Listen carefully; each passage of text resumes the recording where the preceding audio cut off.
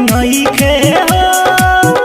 काहे चल गइलू ऐसे हो याद जब आई तोहरो के सताई हो याद जब आई तोहरो के सताई मछलिया के जैसे हो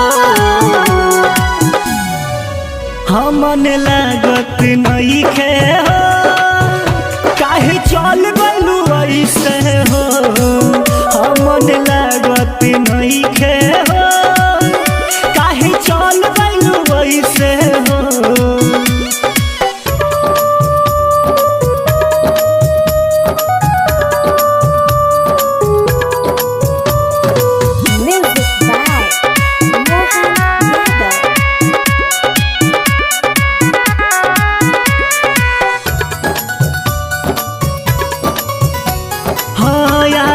याद जब सुनो ये गोरी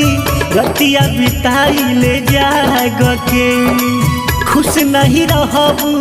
कबहुए गोरी हमर से दूरी तू भाग के हाँ बेला याद जब सुनो ये गोरी रतिया बिताई ले जाग के खुश नहीं रहबू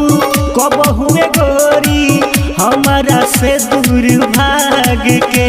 हाँ दूसरा के पाके या हम के भुला के हाँ दूसरा के पाके या हम के भुला के तू खुश बारू कैसे हो हमन लागत नइखे हो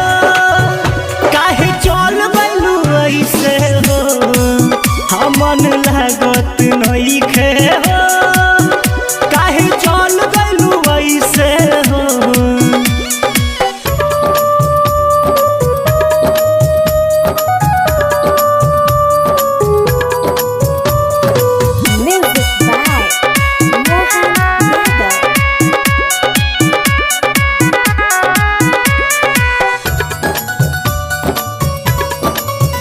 हाँ फेंक दिलू याद हमर काहे गोरी दिलवा से अपना तू काढ़ी के